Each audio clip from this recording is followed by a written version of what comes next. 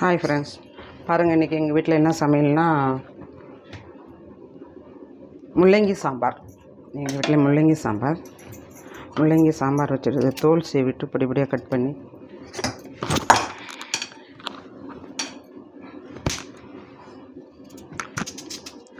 பண்ணிட்டு காமிக்கிறேன்.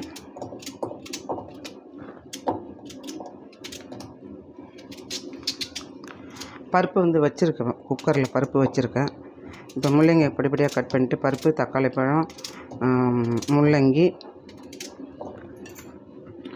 எல்லாத்தையும் ஒன்றா போட்டு அவிச்சிருவோம். குக்கர் ரெண்டு விசில் வந்துச்சுன்னா போதும். குக்கரில்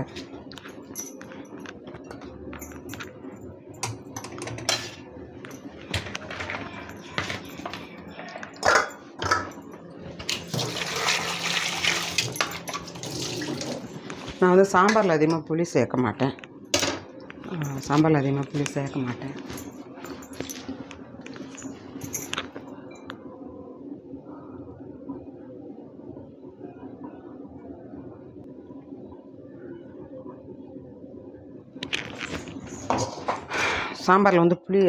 மாட்டேன். நான் வெறும் தக்காளி பழம் போட்டு தான் வைப்பேன்.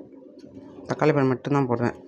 ரசத்தில் இப்போ காரக்குழம்பு, வத்த குழம்பு இப்படி வச்சா மட்டும் புளி சேர்த்துப்பேன். மற்றபடி நான் புளி சாம்பாருக்கு சேர்க்கறதில்ல. பாருங்கள், அதை கட் பண்ணிவிட்டு கொண்டையை தனியாக கட் பண்ணிடுவேன்.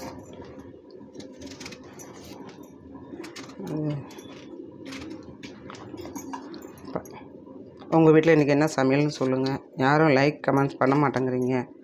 ப்ளீஸ் கொஞ்சம் லைக் பண்ணுங்கள், கமெண்ட் பண்ணுங்கள், சப்போர்ட் பண்ணுங்கள். நாங்கள் 3 பேர் தான், அதனால் இவ்வளோ முள்ளங்கி போதும். முள்ளங்கி முன்னாடியே வாஷ் பண்ணிட்டு சீவிட்டு கட் பண்ணியாச்சு. இப்போ போட்டுக்கிடுவேன்.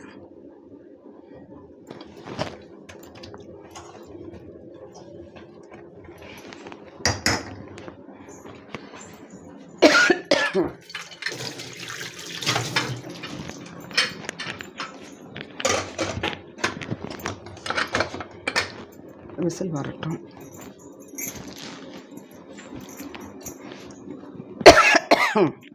முன்னாடி முள்ளங்கி கட் பண்ணி போட்டுக்கணும்.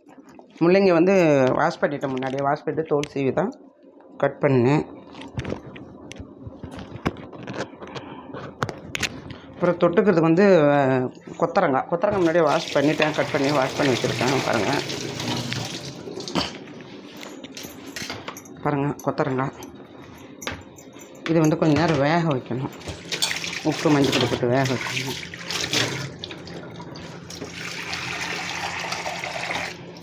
உப்பு மஞ்சள் பொடி போட்டு வேக வச்சுட்டு பாதி வந்ததும் நான் தண்ணி வடிகட்டிட்டு தாளித்து கொட்டுடுவேன்.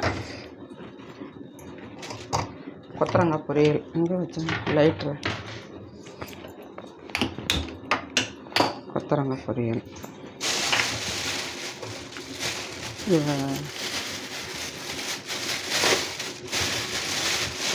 இது பரங்கிக்காய் சும்மா அப்படியே பச்சடி மாதிரி பண்ணிவிடுவேன்.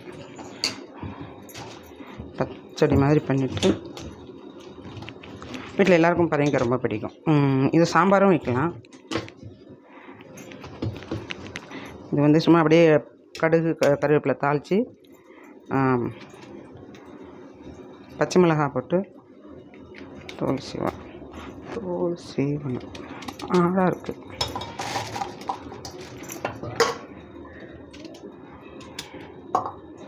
பொடி பொடியாக கட் பண்ணுங்க. பார்த்திங்கன்னா இந்த சைஸ், ஏன்னா சீக்கிரம் வெந்துடும் பரங்கிக்காய். இந்த சைஸு கட் பண்ணிக்கிட்டு நீளமாக.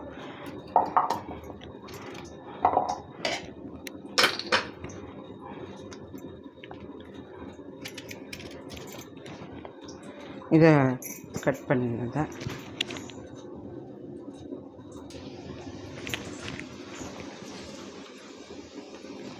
இதில் பார்த்திங்கன்னா கொத்தரங்காயில் உப்பு போட்டுட்டேன். முன்னாடியே உப்பு போட்டு மஞ்சள் பொடி போட்டு வேக வைக்கிறேன்.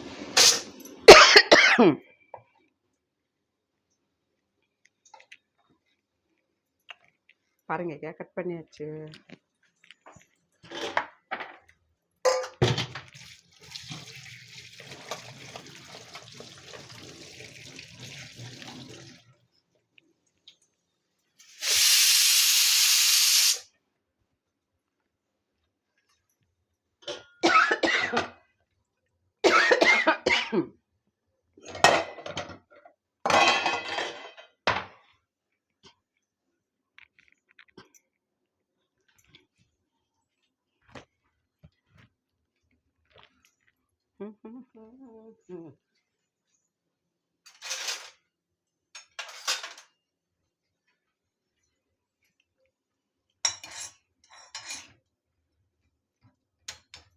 வேகட்டும்.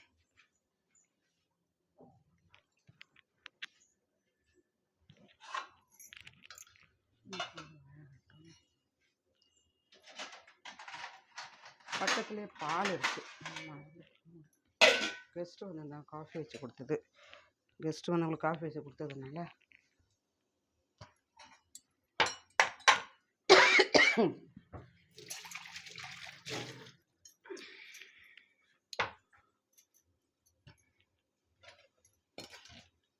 லைட்டாக இருந்தால் போதும். அதான் அப்புறம் தாளித்து கொட்டி வேக வச்சுக்கலாம்.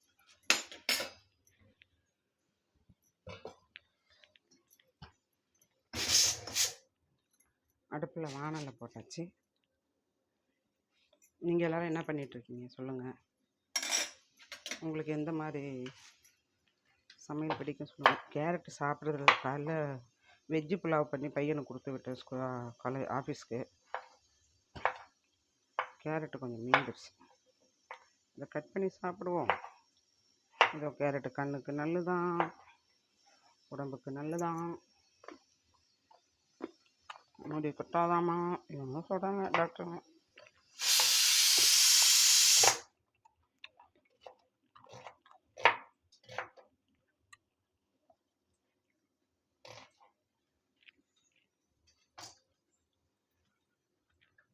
எண்ணெய் ஊற்றி கருவேப்பிலை தாளிப்போம்.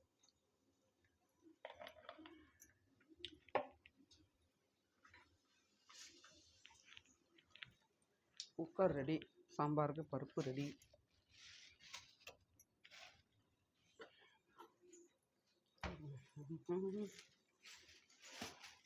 நேற்று ஒரு வாரத்துக்கு வேண்டிய காய்கறிலாம் நேற்று திங்கக்கிழமை எல்லாம் ஒரு வாரத்துக்கு வேண்டிய காய்கறிகள், மல்லி, புதினா, கருவேப்பிலை மொத்தமாக வாங்கி இந்த மாதிரி தனித்தனியாக எடுத்து அலம்பி காய வச்சு ஃப்ரிட்ஜில் எடுத்து வச்சுக்கிடுவோம்.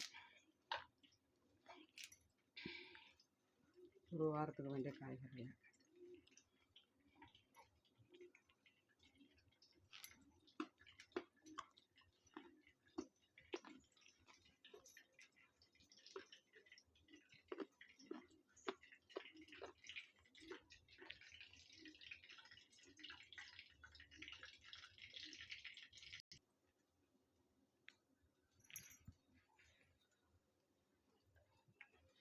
இப்போ பார்த்தீங்கன்னா எண்ணெய் காஞ்சிருச்சு.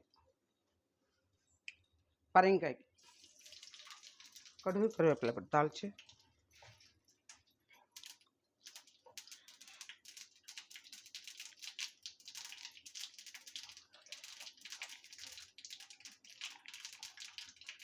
நான் வந்து நிறையாவே கருவேப்பிலை போட்டுக்கிடுவேன்.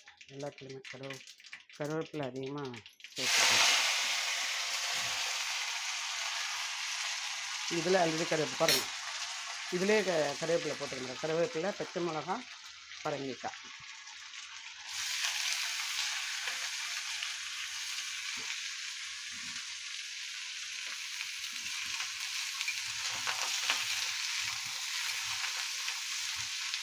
அவ்வளோதான்.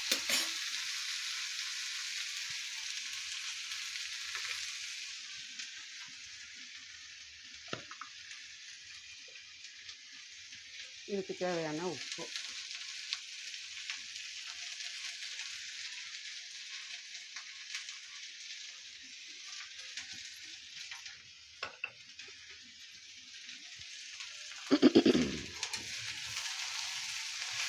அவ்வளோதான். இது அப்படியே சிம்மில் வச்சு வேக வைப்போம். சிம்மில் வேகட்டும். இது 5 மினிட்ஸ் வந்தால் போதும். 5 to 7 மினிட்ஸ் வந்தால் போதும், வெந்துடும். இரும்பு வானலுங்கிறதெல்லாம் சீக்கிரம் சூடாகிடும், சீக்கிரம் வந்துடும். இப்போ இதை வானலாம் எடுத்துட்டு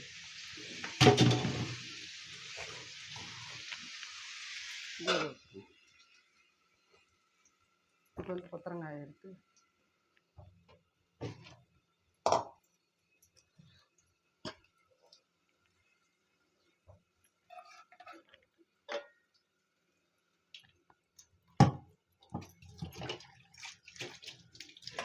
இது கழுவி வச்சு இந்த வானலை சாம்பார் அப்புறமாச்சு முன்னாடி பொரியல் பண்ண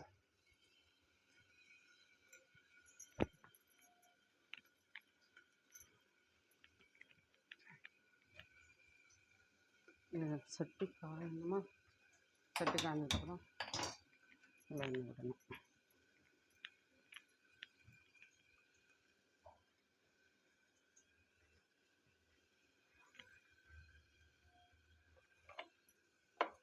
எண்ணெய் விட்டு சட்டி காயிட்டோம். எண்ணெய் விட அதுதான் கிச்சனுக்கு வந்தோம்னா கடன்னு வேலையை முடிச்சிடணும்.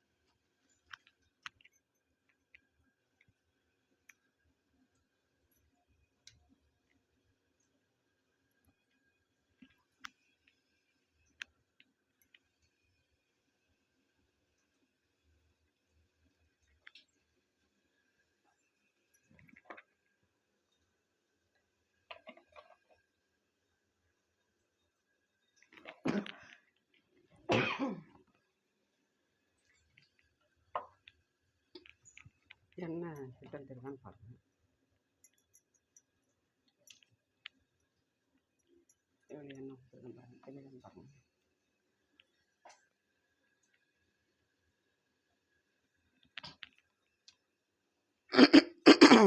எண்ணெய் காஞ்சிச்சான்னு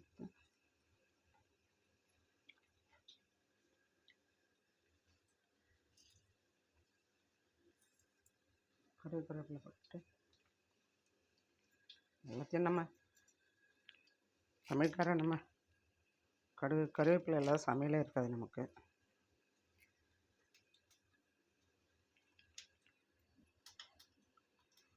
சமையலில் பிரதானமாக கருவேப்பிலை தான், தாளித்து கொட்டுறதில்ல.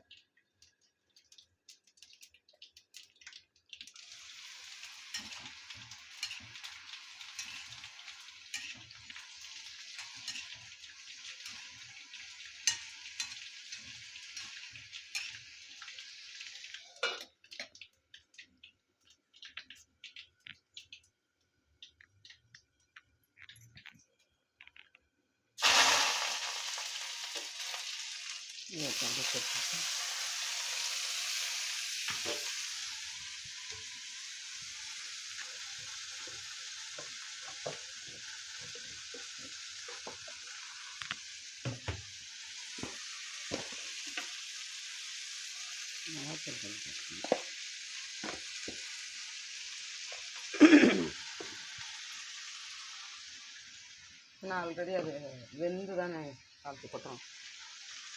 வெந்துருச்சுது ஆல்ரெடி. உப்பு மிளகாப்பொடி போட்டு கரெக்டாக என்ன பண்ணும். நிறைய எதுவும் சேர்த்துக்குவாங்க அதில். நாங்கள் இப்படி தான் சாப்பிடுவோம் செஞ்சு. கொத்தரங்காயை உங்கள் வீட்டில் நீங்கள் கொத்தரங்காய் எப்படி பண்ணுவீங்க, பரங்கிக்காய் எப்படி பண்ணுவீங்க, முள்ளங்கி சாம்பார் எப்படி பண்ணுவீங்க சொல்லுங்கள் கமெண்ட்ஸில்.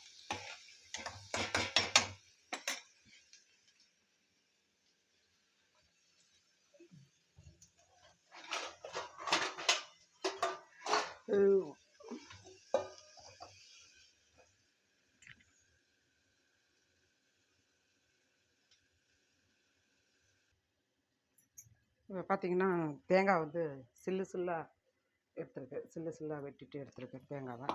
பரங்கிக்காய்க்கு வந்துட்டு பரங்கிக்காய் வேகட்டும். கொத்தரங்காய் வெந்துடுச்சு, கொத்தரங்காய் வெந்துடுச்சு. கொத்தரங்காய் ரெடி. அவ்வளோதான் பாருங்கள், கொத்தரங்காயும் ரெடி. கேஸ் ஆஃப் பண்ணுறேன். கேஸ் ஆஃப் பண்ணு. இப்போ போய் நான் தேங்காய் அரைச்சி எடுத்துக்கிட்டு வரேன்.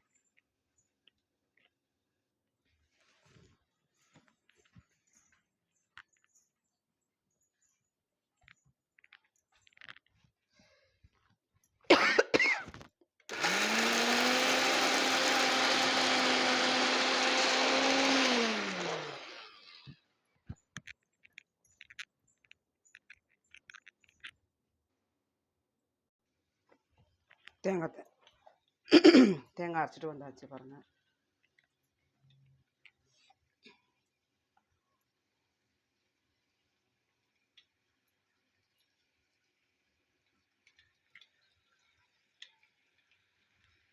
பார்த்திங்கன்னா தேங்காய் ரெடி, பரங்கிக்காயும் ரெடி.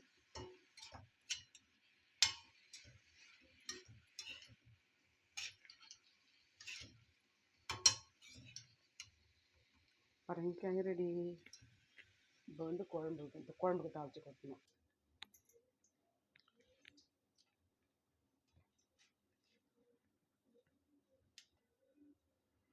இப்போ பார்த்திங்கன்னா எண்ணெய் அடுப்பில் கடாய் போட்டு எண்ணெய் சூடாயிடுச்சு. இப்போ சாம்பாருக்கு தாளித்து கொட்ட போகிறேன். எண்ணெய் சூடாயிடுச்சு.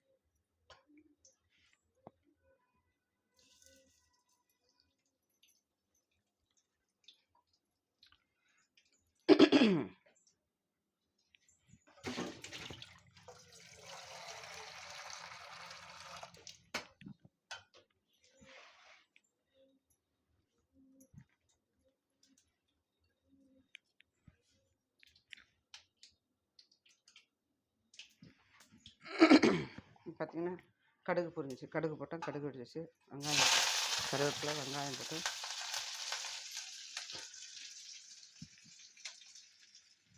தாளிக்கணும்.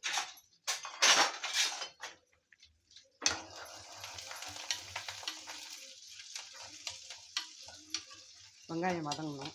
வதங்கட்டும்.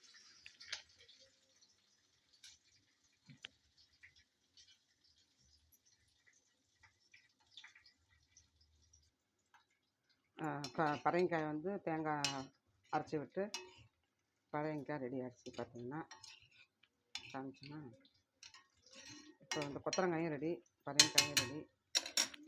இப்போ சாம்பாருக்கு கடுகு கலரி போட்டு வெங்காயம் வதங்கிடுச்சு. தெரியுதா? வெங்காயம் வதங்கிடுச்சு.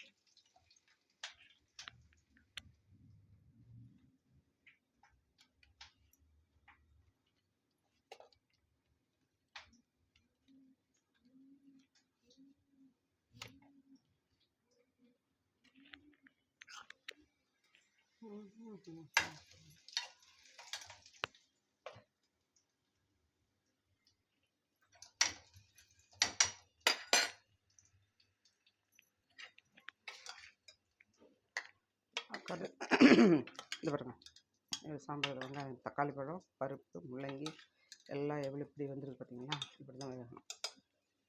அப்படியே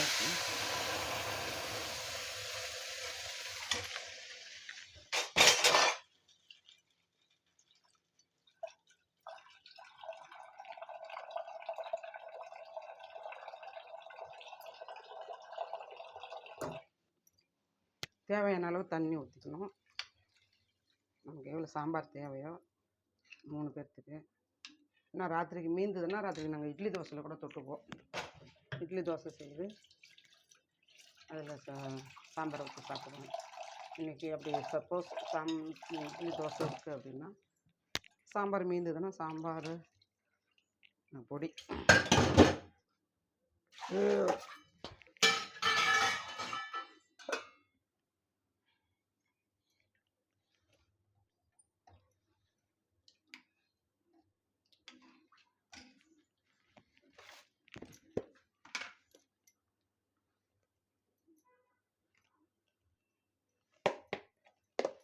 ரெண்டு ஸ்பூன் தான்.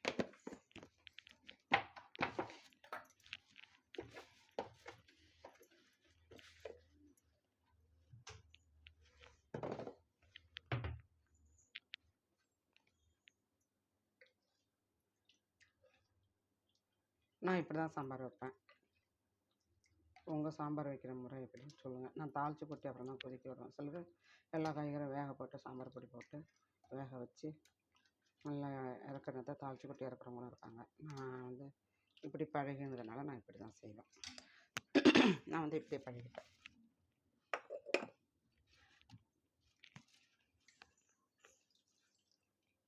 தேவையான அளவு உப்பு போட்டுக்கணும். உங்களுக்கு உப்பு எவ்வளோ தேவையோ அதுக்கு தகுந்த மாதிரி காரம், உப்பு உங்களுக்கு தகுந்த மாதிரி நீங்கள் போட்டுக்கலாம்.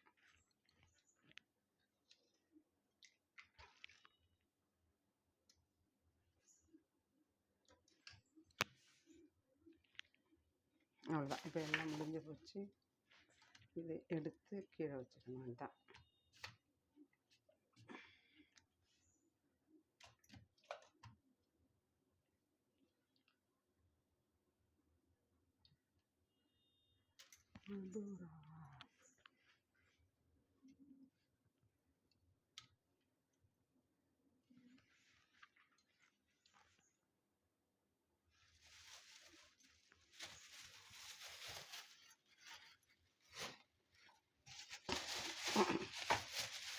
காய்கறி எல்லாத்தையும் எடுத்து வைக்கணும் ஃப்ரிட்ஜில்.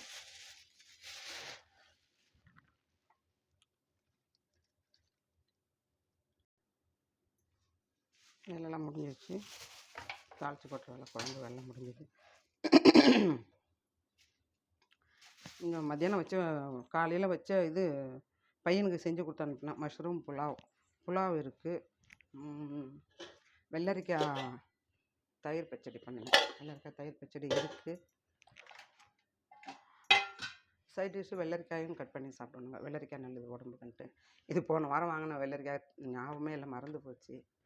நல்லா அது இது நேற்றுக்கு வாங்கின வெள்ளரிக்காய். இது ரெண்டு மிக்ஸ் பண்ணி கட் பண்ணி சாப்பிட்டுக்க வேண்டியதான் சைடில் வச்சு.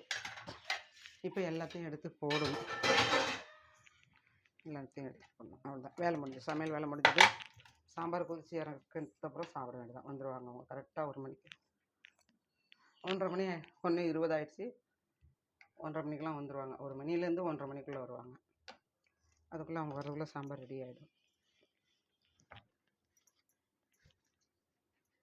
எல்லாத்தையும் ஒதுக்கி வச்சு வைக்க வேண்டியதான்.